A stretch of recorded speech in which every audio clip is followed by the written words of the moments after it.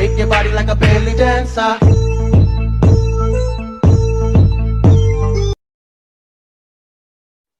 Bitch, I got it off the muscle. You wanna fight on tussle? I'm talking about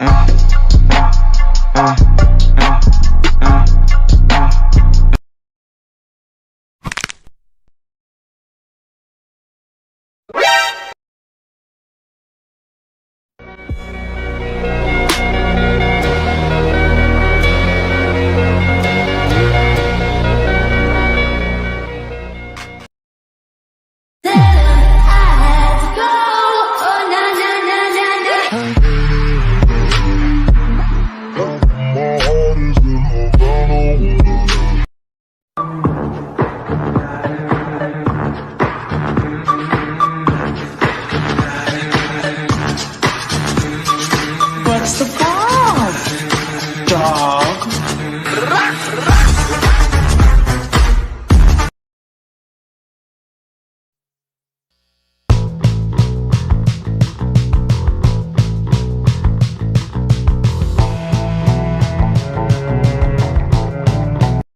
El sol acarició mi corazón.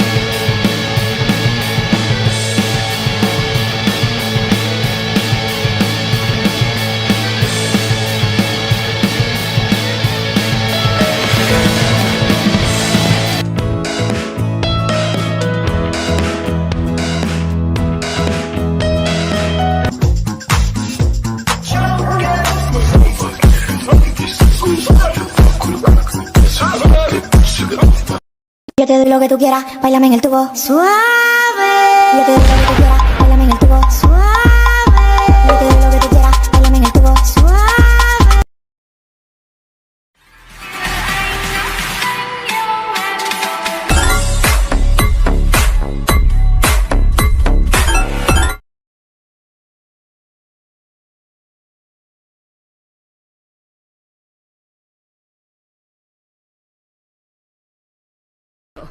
「黒いモヤモヤした男が目の前に立ってんの。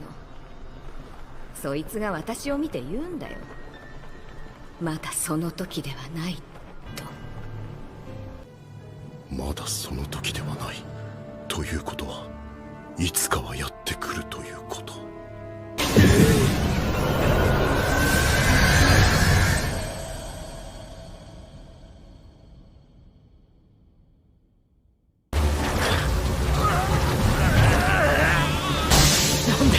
なんだよこれ。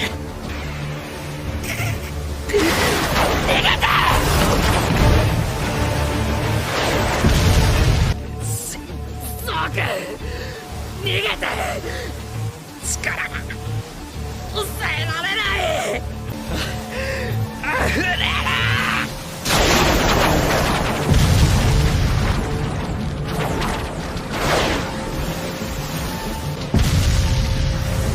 黙れ。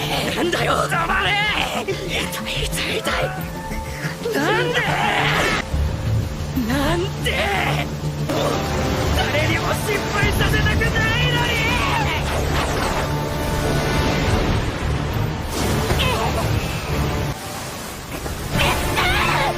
ヒーローが辛い時、誰がヒーローを守ってあげられるだろう。デク君の意志じゃない。シンボ君、ベノをデク君止めてあげて。何を問う。緑よ、と戦おうぜ。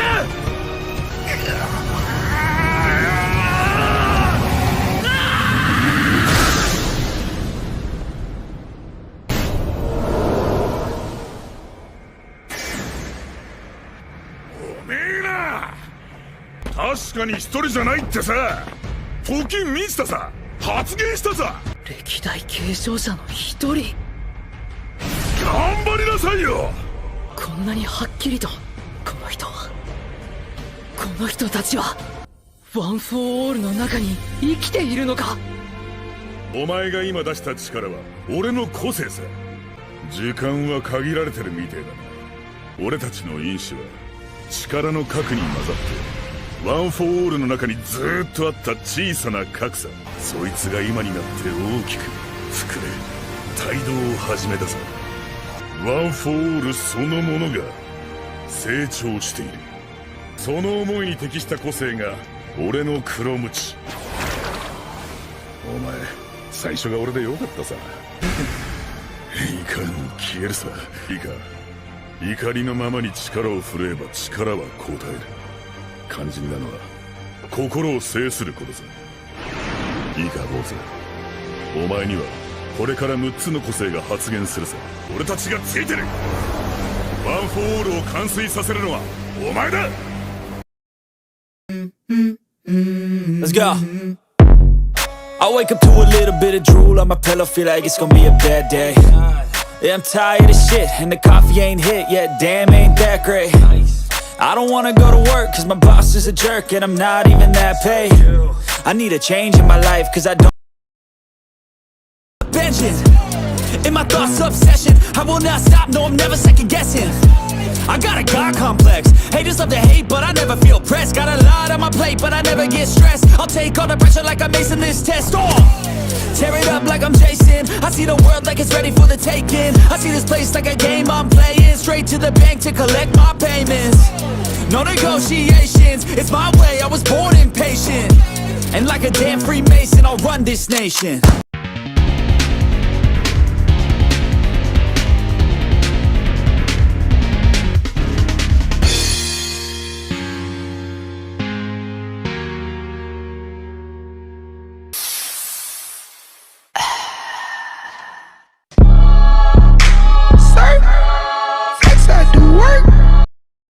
Yo te doy lo que tú quieras, bailame en el tubo suave.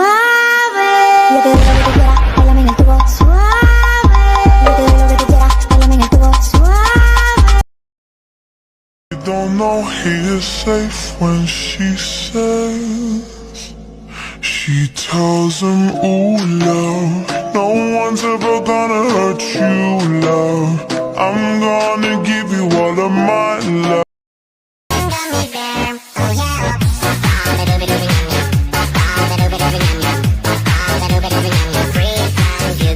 12 seconds later.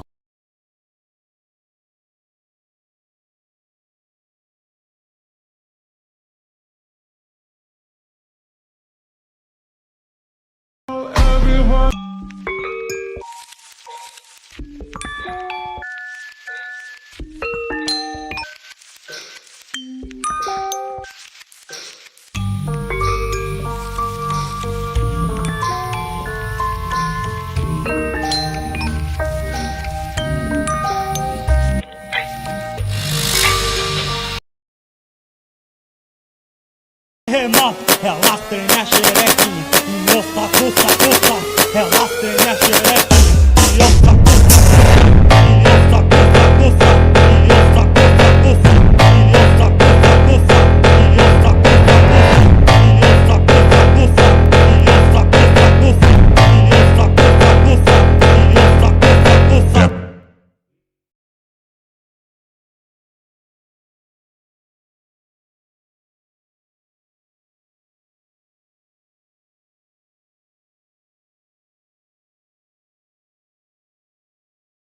We saying oh, we oh, we oh, we oh. We saying oh, we oh, we oh, we oh. I wanna scream and shout and let it all out. And scream and shout and let it out.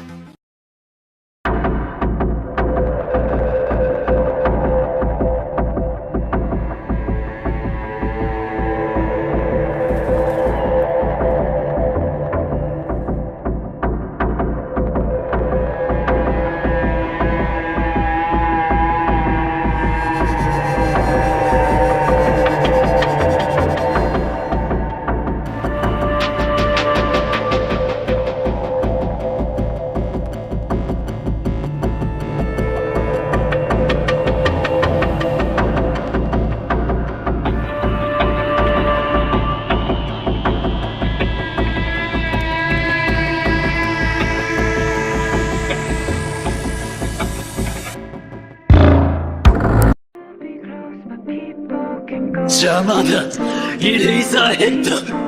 邪魔はお前だ。 People can go from people, you know, to people. ワンフォーオール。 People, you know, to people.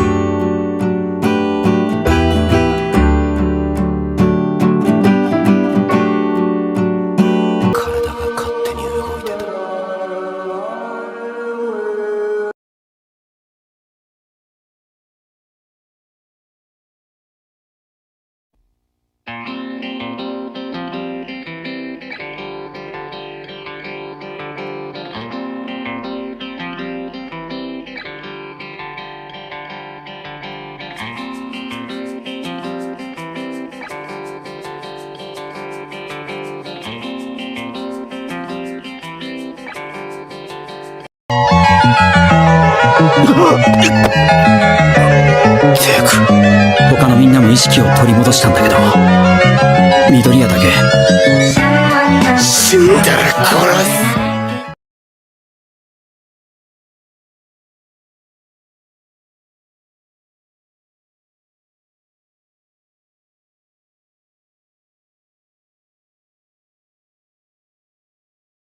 Every hero of the scene explicitly said that no work-study students participated in the fight against Shigaraki. But I know what happened that day. From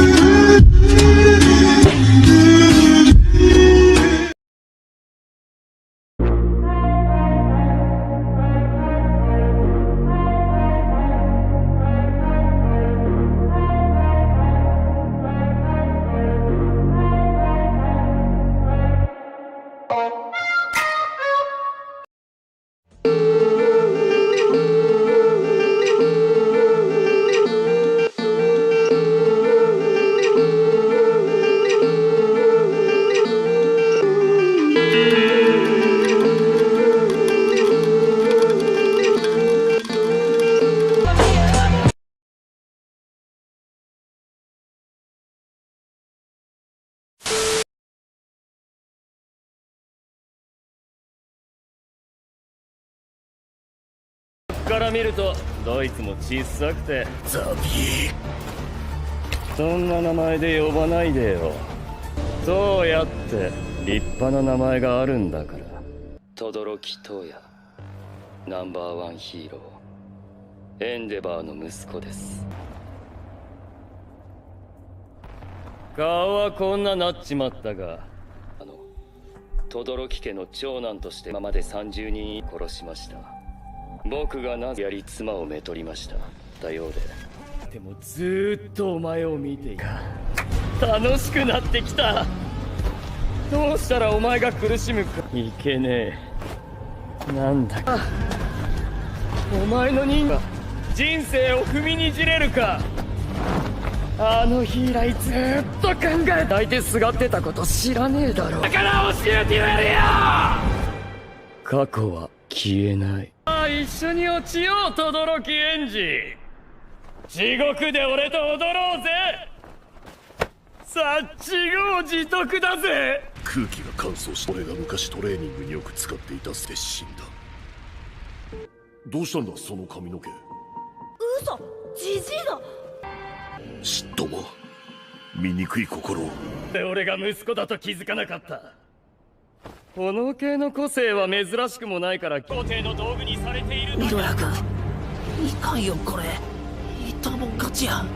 胴体ごめんな、被害出とるやん。ビト剣こそ揺れない。親父来るぞ親父。お前が生きていると信じて。緑谷たちを守ってくれ。俺と先輩で戦う。エンデバ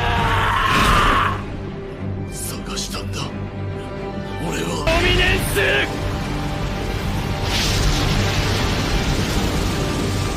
持ってくれ。おい後にしてくれ。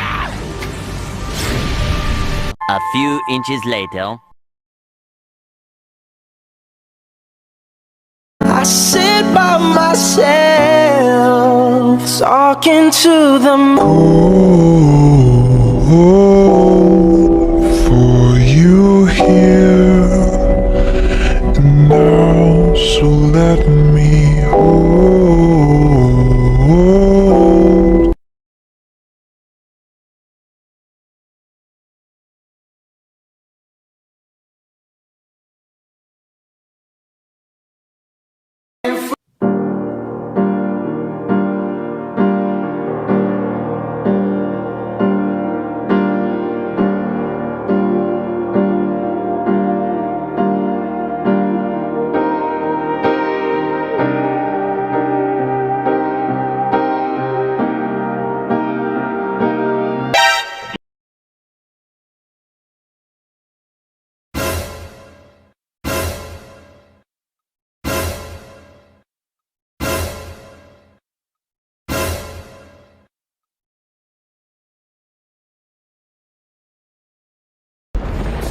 「このままだと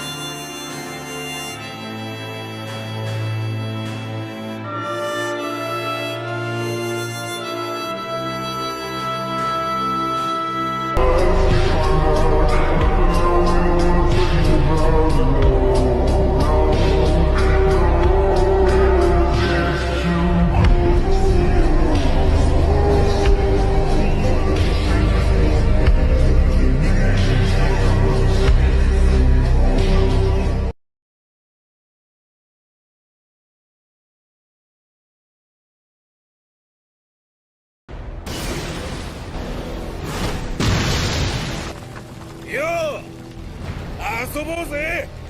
足りねえな。仲間はいねえのか。ぶっ倒す。いいねシャバは。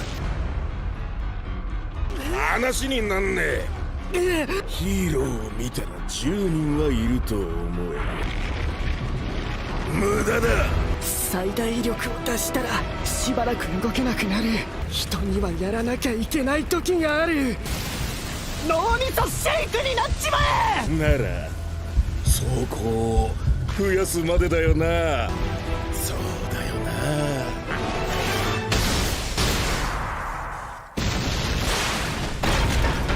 マスキュラそんの声は緑谷だ。会いたかったぜ。待て、逃げるなよ。けど俺も人間なんだよな。もう戻れやしねえ。何が起きた？煙で見えねえ。彼をお願いします。間に合わなくてすみません。こっからは被害ゼロにします。誰？多すぎたかも。制御域を超過してる。ワン・フォー・オールの影響でベンがバカになってるんだよ。力の大きさ、扱いの難しさは当然9代目君が最も被る。君は個性を尊重しすぎている。これらの道具で攻略の筋を組み立てるんだ。セブンス、冬、サーイスク、あの日の記憶を呼び起こせ。緑谷！フィフス、クロムチ。小細工をあの日のようにぶつかろうぜ。全力で。他に道はなかったのか。今筋コート。俺に同情でもしてんのか。彼らがどうしてそうなってしまう。全力出せよ緑谷！張り足しの肌感がずれてたんじゃないか。 You didn't realize how strong Shindo's vibrate truly is. You think you're so clever! One for all, full cowling, 45% impact! Detroit smash! This is my full power at work. 弾丸は真後ろ。向こうは僕の動きを止めて生け捕りにしたいはず。全開。構成か。あいつも複数持ち。サード発見。デコイ。なんだあれは。煙の中に引きこもってるだけじゃ逃げられねえぞ。煙の中ならねえ。オール・フォー・ワンの情報を教えてもらいます。言うわけねえだろ。なんでオール・フォー・ワンにつくんですか。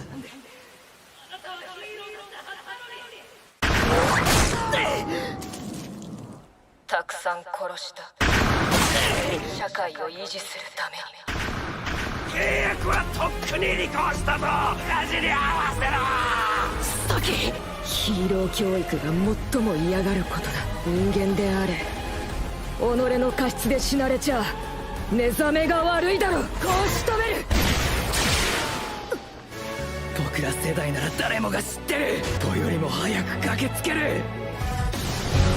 100%。たまに追いつきやがった。いやそれ以上にこいつは疑似 100% マンチェスタースマッシュ。終わりです、レディー・ラガン。敵だと認識した上でまるでそうすることが当然かのように。いつからだっけ。あなたが本当にオール・フォー・ワンに組みしたのなら、知ってるあなたならこれから照らすべき方向も分かるはずだ。あなたの心はまだヒーローのままです。ない。世界のほとんどはグレーで不安や怒りが渦巻いて、そこに手を差し伸べなきゃ。どんだけだよ緑谷イズク。お前は本物。ちゃんと契約不履行の場合にも備えておいたよ。結局最後までいいように使われるだけ。死んじゃダメです、先輩。やっぱまだ飛ぶの無理でした。引っ張り上げられない。オール・フォー・ワンなんかにそそのかされよってからはずだ。放り投げるにはまだ時期尚早だったって。後釜いないにアイボリの人連れてくること。私の他に後輩から心が持たなかった。君はなんでそんな顔でいられる。伝えてくれる人がいた。俺楽観的なんせ。そう。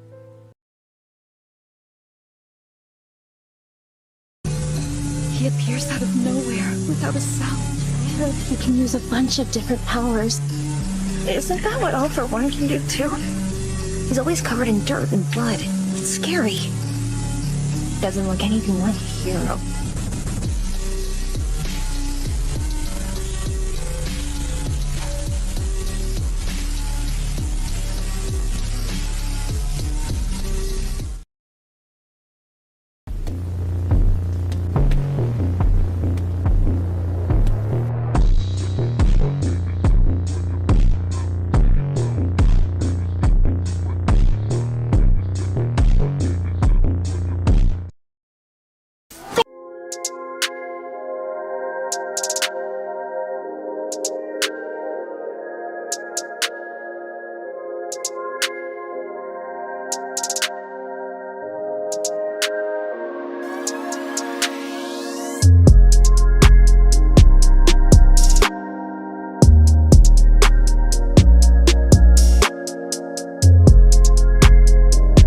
Are you able to smile right now? Come on, go ahead and show us!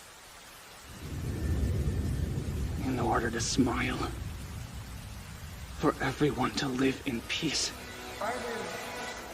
I have to go. I'm sorry.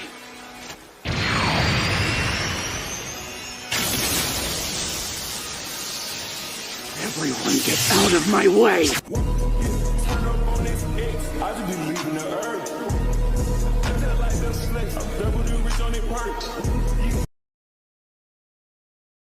みんな、なんで心配だからだよ。心配しないで。離れて。てめえは今、笑えてんのかよ。安心してもらうために。だから、どいてよ。みんな。やるぞ諸君。シックス。てめえら絶対逃がすなよ。バクージない。ボード君、ごめん。セロ君、ハートビートゴール。早っ。うっせんぶ。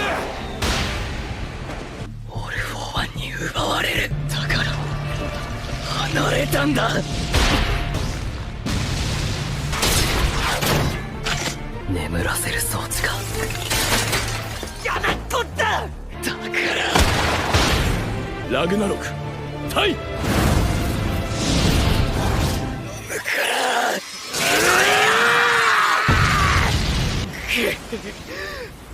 離れてよ。頼むから。僕は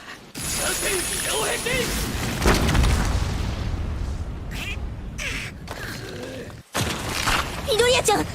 緑谷、俺たちも一緒に戦わせろ。嫌いよ。これはワン・フォー・オールとオール・フォー・ワンの戦いだから。ミネタビーズ天才だ。ごめんミネタ君。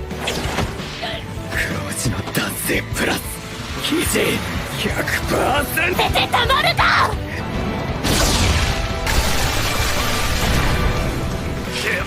轟く。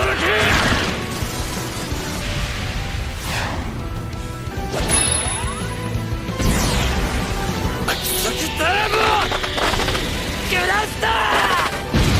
ただ君の隣に。デク、まだ言いてえこと。でもここはスピードに耐える体を持ったいいんだ。俺はいつだって挑戦するんだ。そんなダメだ。離さない。振りほどかなきゃいけないのに入らない。解除。うまく着地できるか。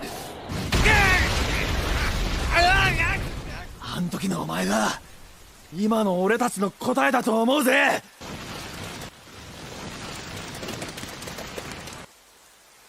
緑谷君。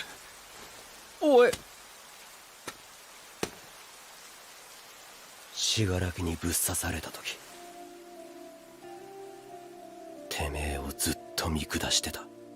無個性だったから、俺よりはるか先にいるような気がして、否定することで優位に立とうとしてたんだ。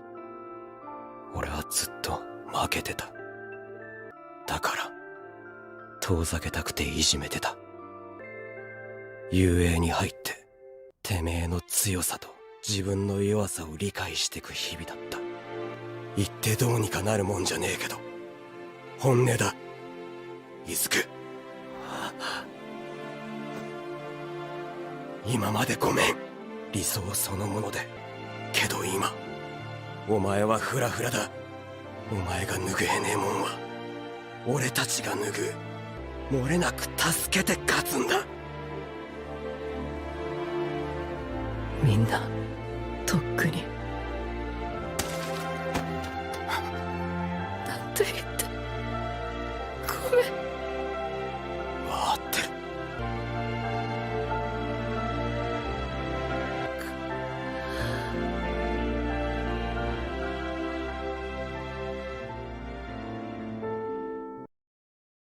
いつでも戦えるように彼には万全でいてもらわねばならないのです。何言ってんだよ。あんたら失敗したから、そもそも今日本は無法になっちまったんだぞ。ふざけるな！そうだ、ふざけるな！それでヒーローのつもりなのか！勘弁してくれ！俺たちはただダメだ。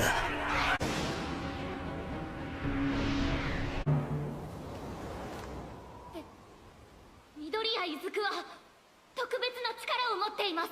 違う、迷惑かけないようここを出て行ったんです。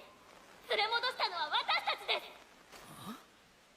うららかさん、そうやって出て行った彼が今どんな姿が見えていますか？この現状を一番どうにかしたいと願っていつ襲う見てくれませんか？特別な力はあっても特別な人なんていません。私を助けてくれた子だ。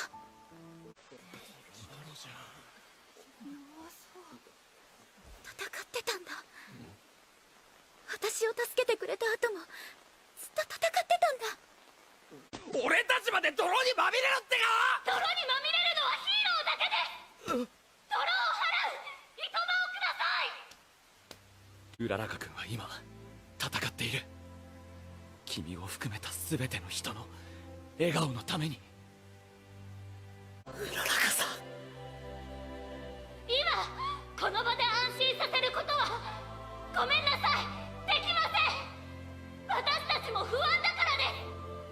私たちも皆さんと同じ隣人なんです。休んで備えることを許してくれませんか？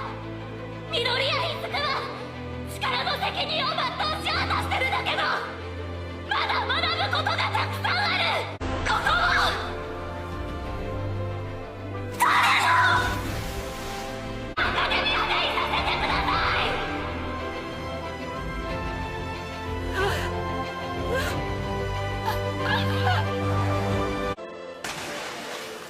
赤がいい。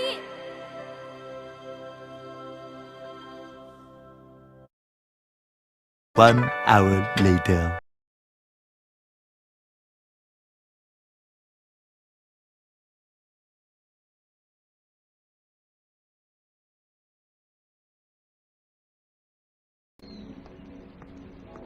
That idiot. You can't go around telling people to kill themselves. What if I really jumped? What would he do then? Stupid jerk. It's computer time! Already? I don't know why you like it. I think it's scary. The video I loved was an old one. Look! He's got more! Hope has arrived! Because I am here! And once I get my quirk, I'm gonna be a hero just like him! Sorry, kid, it's not gonna happen. Izuku should have already manifested one of these quirks or a combination of both, but after viewing his x-rays, I don't think he's going to. But doctors discovered a link between the bones in a person's foot and their likelihood of developing a quirk. People with powers have only one joint in their pinky toes. That Izuku has 2 joints in his pinky, like roughly 20% of the population these days. Based on the research that's available, it's safe to say your son isn't going to develop a quirk.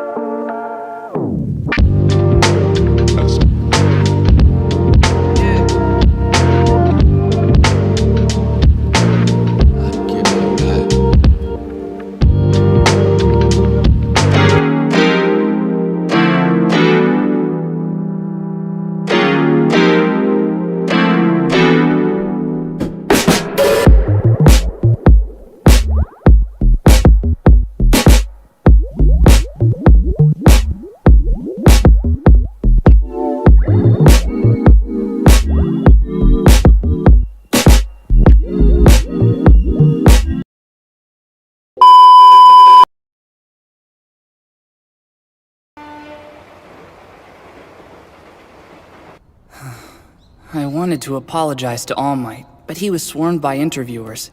I didn't want to interrupt. I can always try to send a message through his website when I get home. Deku! Kachan?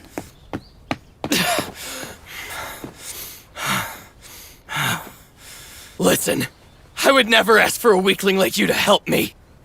Don't think you can look down on me! Huh? Got that? I was fine by myself! You're just a quirkless failure who won't even cut it as a rent-a-cop! You didn't help me! You did nothing! Don't forget it! I don't owe you anything! What was that? Kachan is right, though. It's not like I actually did anything to help today. But at least I tried. Guess now I should get back to giving up on my dreams. I am here! All Might! Where'd you come from? How'd you get rid of all those reporters?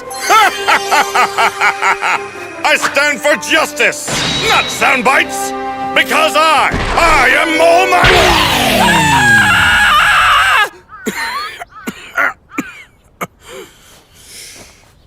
Young man, I came here to thank you, and also to discuss your question from earlier. Huh?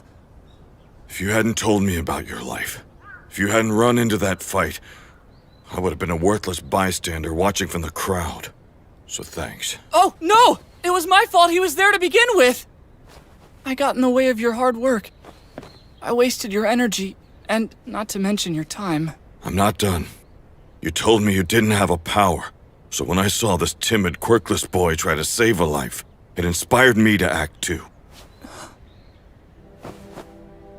There are stories about every hero. How they became great. Most have one thing in common. Their bodies moved before they had a chance to think. Almost on their own.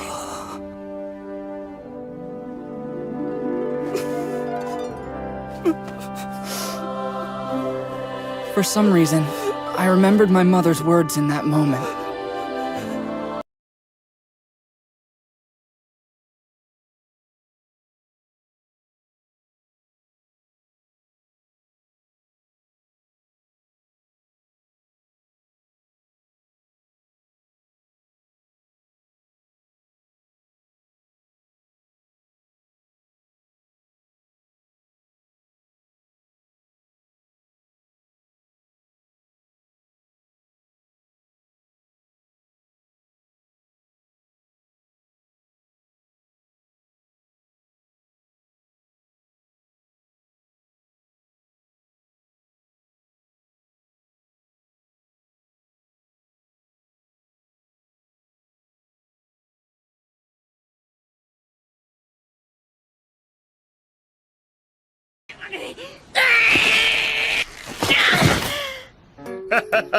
それはあれさ、君器じゃないもの。おっしゃってることが前と真逆。私の個性ワン・フォー・オールはいわば何人もの極まりし身体能力が一つに収束されたもの。生半可な体では受け取りきれず、獅子がもげ爆散してしまうんだ。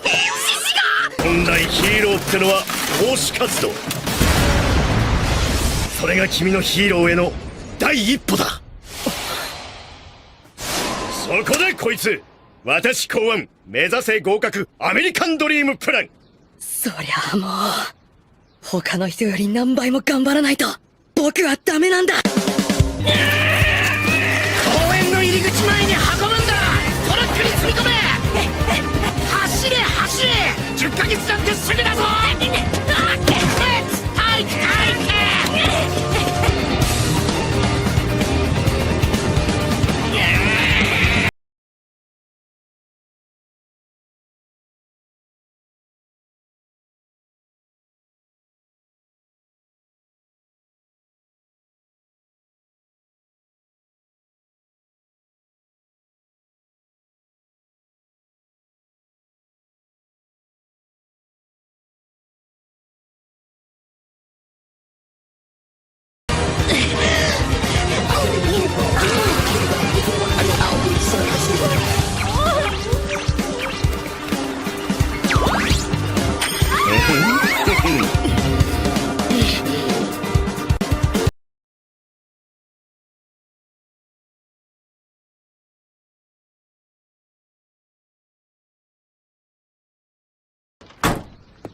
そうして入試当日の朝6時。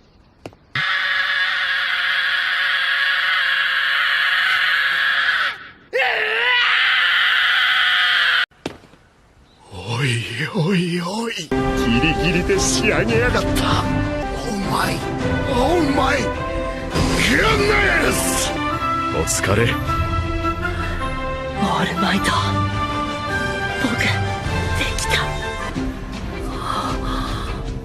これは10ヶ月前の君さ。よく頑張ったよ、本当に。さあ授業式だ。緑谷行く。はい。肝に銘じておきな。これは君自身が勝ち取った力だ。食え。いや、思ってたのと違いすぎる。さあ時間ないって。試験に遅刻するぞ。さあ。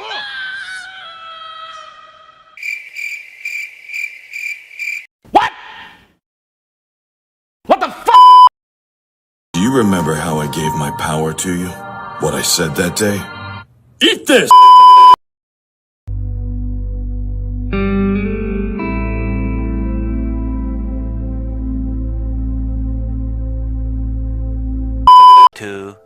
Years later.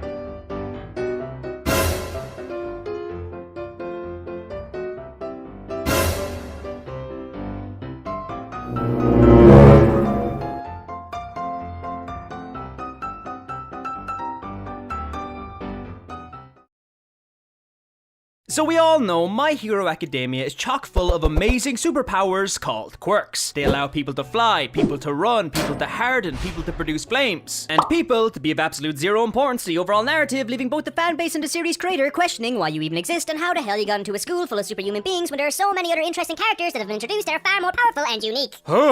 Sorry, I'm Just working out some stuff is all. But there is no quirk in the entire series more beloved and mysterious than One for All. The ability that once belonged to the symbol of peace, Mr. Hope himself, All Might, and now belongs to our ever-lovable main protagonist, Deku! From One for All's introduction to the revelation of its origin and significance to the My Hero world, the journey and true power of this quirk has been shrouded in some mystery. Can anyone receive the quirk, or is there limitations? What actually happens when you transfer its power, and what exactly is going on when Midoriya sees and communicates with the previous user's vestiges? One for All is a quirk that stockpiles power, and can be transferred from one person to another, exponentially increasing its stockpiled power every time it's transferred. Basically, you get quirk, you train and become stronger, you pass on quirk, new quirk user gets your strength added onto their own. It's an easy enough system to understand, and as quirks go, it's certainly not the most complicated. I mean, don't even get me started on the semantics behind Eri's rewind ability, and if that's all there was to One for All, then this video would end right here. But, as you could probably guess, the ability to stockpile and transfer power doesn't really explain how our protagonist Midoriya can go full Sixth Sense, seeing and communicating with the ghosts or vestiges of the quirk's previous users. Now you're probably wondering two things. One, how the hell does this work? And two, is Deku actually talking to dead people? Short answer, it's complicated. And it's complicated because it involves a hidden power within all quirks. You see, as it turns out, quirks aren't just supernatural powers people use to save lives, wreak havoc, or to look cool. But I mean, come on, they do make people look kinda cool. Quirks are actually a part of their user's very essence, connected directly to both their user's conscience and subconscious. Essentially, quirks are like their user's souls. While there is no scientific way to explain it, they are connected to their users through much more than just genetics or DNA. Now, while this fact is all well and good, it doesn't really make a single difference to how they work or what they do. I mean, oh wow, a quirk is someone's soul? Big whoop, Explosion Boy is still an asshole that makes explosions. Who gives a fuck about the metaphysical state of their powers? I just want to see the red and white haired boy with daddy issues shoot fire and ice and have an underlying polyamorous relationship with every other single character he comes in contact with. The fact that quirks are metaphysical and are connected to a person's conscience and subconscious changes absolutely nothing. That is, unless they can be transferred. If you somehow had the ability to pass your quirk onto someone else, then by doing so, you would also inadvertently transfer over a part of your own consciousness, technically living on within the new user. And this is exactly what happens with One for All. When a person who already has a quirk gets One for All, it not only stockpiles all of the new strength this new user is adding on, but it also stockpiles some of the power of their original quirk. Meaning that One for All contains all of the quirks that originally belonged to its previous users. Now, if this is a bit confusing, let me put it in my language. You have quirk, you get One for All. One for All takes in part of your quirk, you pass on One for All, the new user now has One for All with your quirk. Ooh ooh ah ah, for the love of God, end my suffering. So what all this means is that the previous user's vestiges, or ghosts Midoriya sees in his dreams, are actually all of the previous user's consciousnesses living on through their quirks inside of One for All. Now initially, these vestiges existed deep within One for All's core, unable to communicate with the quirk's current user, only able to reveal brief glimpses of their existence through quick flashes of their image and through the first user's retelling of the origin of the quirk. But this all changed when the quirk got passed on to the ninth user, Mr. Protagonist Boy himself, Izuku Midoriya. Of course, the teenage protagonist has gotta be special. When Izuku got One for All and began to train it up and add his own strength into the power, something strange started to happen, as not only did the overall strength of the quirk begin to increase, but so did the size of its core. And because of this increase, the previous user's consciences also started gaining enough strength to communicate with one another and the current user. In simple terms, imagine the power One for All as a fire. Every time a user trained a quirk and passed it on, the flames of the fire got bigger and stronger. But in Midoriya's case, not only are the flames getting stronger, but so is the source of the flames. And because the source is getting bigger, it's giving everything inside of it, the previous user's quirks, more strength, i.e. allowing the previous user's minds within One For All to communicate with one another and the user. This sudden growth of One For All's core is also the reason why Deku, unlike any host before him, can access and use all of the previous user's quirks. Because if One For All wasn't OP enough, why not give its user 6 other supercharged abilities? Anyone else remember when Deku was quirkless? The Lunchtime crew remembers. For those curious few who are wondering what exactly the other quirks are inside of One For All, well, they are Float, which does as the name implies, allows the user to levitate and suspend themselves in the air, Smokescreen, which allows the user to generate a thick cloud of smoke from their body, Black Whip, which grants its user the ability to produce black energy tendrils from their body and command them at will, Danger Sense, which is essentially Spider Sense or Peter Tingle, where the user can detect any potential threats in the surrounding area, and then there are 2 currently unnamed and unseen abilities. Sure enough, Deku gaining the power to use multiple quirks and talk with those quirks' original users is all well and good, but there are some stipulations. Firstly, there is the fact that One For All's core needs to grow big enough to access all of these powers. Originally, the first quirk Deku gains access to is Black Whip, and when he does, he communicates with the quirk's original user, Daijiro Banjo, which is a pretty awesome name. However, this conversation with Banjo is brief, as at the time, One For All wasn't strong enough to fully maintain the link between their consciences. This is also,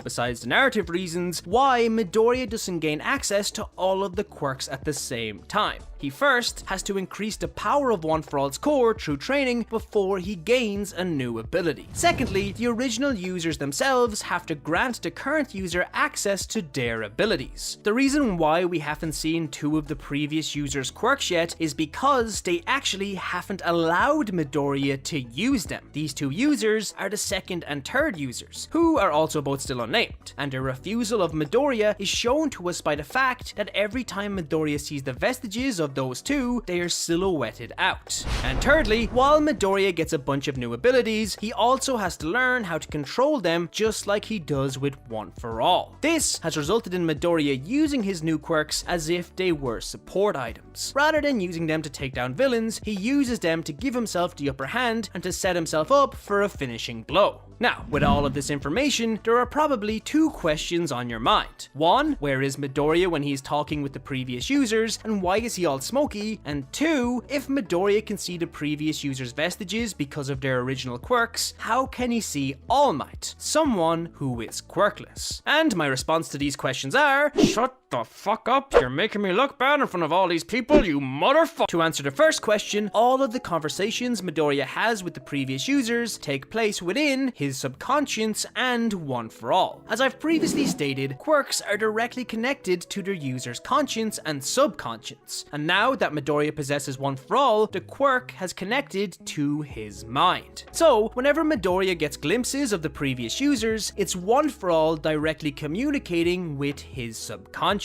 This is why every time Midoriya sees or communicates with the previous users of the quirk, it's when he is in a state where his subconscious is the most active, such as when he's being brainwashed by Shinzo, like in the sports festival when he first saw them, or in the giant training arc when he first made contact with Banjo, when he is sleeping, like when he saw the origins of One For All, or when he is in a coma, just like after the Paranormal War arc. Now, the realm in which these conversations take place has changed. While initially being a barren, ghastly landscape surrounded by darkness, after Shigaraki and All For One attempted to steal One For All from Midoriya, all of the consciences held within gained the ability to freely communicate with one another. Up to this point, while previous users had communicated with Midoriya, they actually couldn't communicate with each other. They were aware of each other's existence, but remained unable to talk in any shape, or form. And once this happened, the unconscious realm where the users talked with Deku changed. Instead of an empty void, it turned into the very room where One for All was created, with 8 big chairs, one for each of the old users. Sometime after this event as well, all of the previous users gained the ability to communicate with Deku whenever they felt like it, appearing in a ghostly form beside him. Also, I do want to point out that these vestiges can see and feel everything Deku sees and feels. As for why Midoriya has a smoky figure, well, it's simply because he hasn't fully gained control of the quirk. Now, to answer question 2 on how All Might can appear within One for All even though he doesn't have a quirk, it's a bit more complicated. After the Paranormal War arc, when Midoriya is having his first group counseling session with the old users, it's revealed that One for All is actually too powerful to be possessed by a person who already has a quirk. If One for All is given to a person with a pre-existing quirk, they can make use of the power and train it as normal. However, over time, the combined power of One for All with this pre-existing quirk will prove to be too much for the user's body, causing it to break down rapidly, destroying itself, leading to an early death. This revelation occurred because of the 4th user, Hikage Shinomori, who has held the quirk for the second longest out of any of the users. And the only reason he didn't hold it any longer was because it killed him before he could. So if a quirkless person gets One for All, their body accepts the quirk as if it was always theirs to begin with, perfectly adjusting itself to the new power, making them the perfect vessel. This is why All Might felt no side effects of possessing One for All, because his body took the power in as its own. And it's also because of this why All Might's vestige appears alongside everyone else's. One for All became All Might's quirk, so him passing it on was like Yoichi passing it on to the second user. His conscience became eternally connected with the ability. Now this has actually led to some interesting development in the story, as since All Might himself is still alive in the real world, every time he learns something new, his vestige learns it too, and it can communicate that new information to all of the other users. This also works vice versa, so if the vestige learns something, so does All Might. So this means that Midoriya and All Might can now basically communicate with each other telepathically, as if they weren't the greatest father-son duo already. As for why All Might's vestige is all ghostly and everyone else's isn't, it hasn't been fully stated, but it's probably because he is still alive. But the real question remains, if having a quirk and One for All kills its user, how can Deku use all of the quirks of the previous users without consequences? And the answer is simple, it's because of